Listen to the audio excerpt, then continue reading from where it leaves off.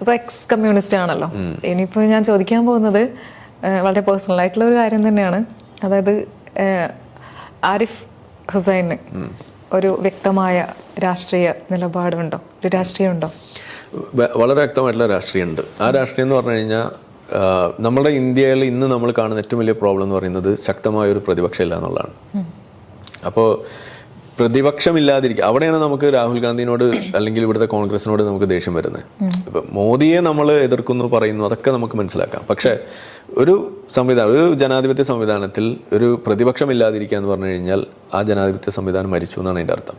അപ്പോൾ എൻ്റെ ഇന്നത്തെ ഒരു ലക്ഷ്യം എന്ന് പറയുന്നത്, നമുക്ക് ഈ പ്രതിപക്ഷത്തെ നമ്പിക്കൊണ്ട് ഇവിടെ ഇരിക്കാൻ കഴിയില്ല.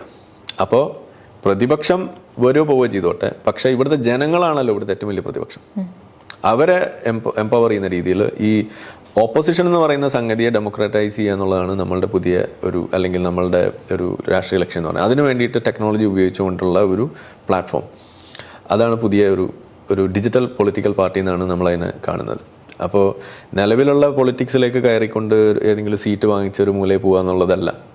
ഏത് പാർട്ടി വന്നാലും അവർക്ക് നമ്മളൊരു പേടി സ്വപ്നമായിരിക്കും. നമ്മളായിരിക്കും ഇവിടുത്തെ പ്രതിപക്ഷം.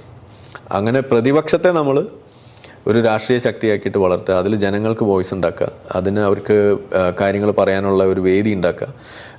പാർലമെൻറ്റിന് പുറത്തൊരു പാർലമെൻറ്റ്, ഒരു പ്രതിപക്ഷ പാർലമെൻറ്റ്, അതൊരു വിർച്വൽ പാർലമെൻറ്റ് എന്നുള്ള രീതിയിൽ കാര്യങ്ങൾ കൊണ്ടുവരിക. ഇതാണ് നമ്മളുടെ ഒരു രാഷ്ട്രീയ കാഴ്ചപ്പാടെന്ന് പറയുന്നത്. അതൊരു ഡെമോക്രസിയെ എംപവർ ചെയ്യുന്നതിൻ്റെ എനിക്ക് തോന്നുന്നു ലോകത്താരും അത് ചെയ്തിട്ടില്ല, ആ ഒരു മോഡൽ. അത് ചെയ്യുക എന്നുള്ളതാണ് നമ്മളുടെ ഒരു ലക്ഷ്യം. അത് നടക്കും. അതിൻ്റെ ഓൾമോസ്റ്റ് കുറേ കാര്യങ്ങൾ ഇങ്ങനെ അതിൻ്റെ എന്താ പറയുക, ഐഡിയ ആ ഒരു ലെവലിലാണ് നിൽക്കുന്നത്. അതിൻ്റെ കുറേ ആളുകളെ കണ്ടെത്തണം, ഇത് മനസ്സിലാകുന്ന ആളുകളെ കിട്ടണമല്ലോ, അത് കിട്ടാനാണ് പാട്. അപ്പോൾ അതിനുവേണ്ടിയുള്ള ശ്രമങ്ങളാണ് നടത്തിക്കൊണ്ടിരിക്കുന്നത്. അപ്പോൾ ഇതിന് പിന്നുള്ളത് ഇതിൻ്റെ ഒരു IT ബാക്കപ്പാണ്, ബാക്ക് ബോൺ ആണ് ഇതിൻ്റെ ഏറ്റവും സ്ട്രോങ്ങസ്റ്റ് ഒരു വശം എന്ന് പറയുന്നത്. കാരണം ഇത് ഹാക്ക് ചെയ്താൽ നമ്മുടെ പ്രതിപക്ഷം പൊളിയും. അപ്പോൾ അതുകൊണ്ട് അത് ഏറ്റവും സ്ട്രോങ് ആയിട്ട് ചെയ്യാൻ പറ്റുന്ന രീതിയിലുള്ള ഒരു സാധനമാക്കിയിട്ട് ചെയ്യണം. അപ്പോൾ അതൊക്കെയാണ് ഇതിൽ പ്രധാനപ്പെട്ടത്. നമ്മളുടെ രാഷ്ട്രീയം അതാണ്, പ്രതിപക്ഷത്തെ ശക്തിപ്പെടുത്തുക, ജനാധിപത്യത്തിൻ്റെ ശബ്ദത്തെ നമുക്ക് കൂടുതൽ വോയിസ്ഫുൾ ആക്കാനുള്ള വേദിയാക്കി മാറ്റുക, അത് ജനാധിപത്യത്തെ കൂടുതൽ ജനാധിപത്യപരമാക്കുക എന്നുള്ളത്. യെസ്, അതാണ്. അതിൽ കുറവുള്ളവരെ കുറവ് പറയും, ഗുണമുള്ളത് ഗുണമെന്ന് പറയും. അത് ഈ ഒരു കൊലത്തൊഴിലായിട്ട് മാറില്ല. അതായത് കമ്മ്യൂണിസ്റ്റുകാർ എന്ത് ചെയ്താലും അതിനെ സപ്പോർട്ട് ചെയ്തോളണം, മോദി എന്ത് ചെയ്താലും അതിനെ എതിർത്തോളണം, ആ നിലപാട് നമുക്കില്ല. മോദി നല്ല ചെയ്താൽ നല്ലത്, ചീത്ത ചെയ്താൽ ചീത്ത.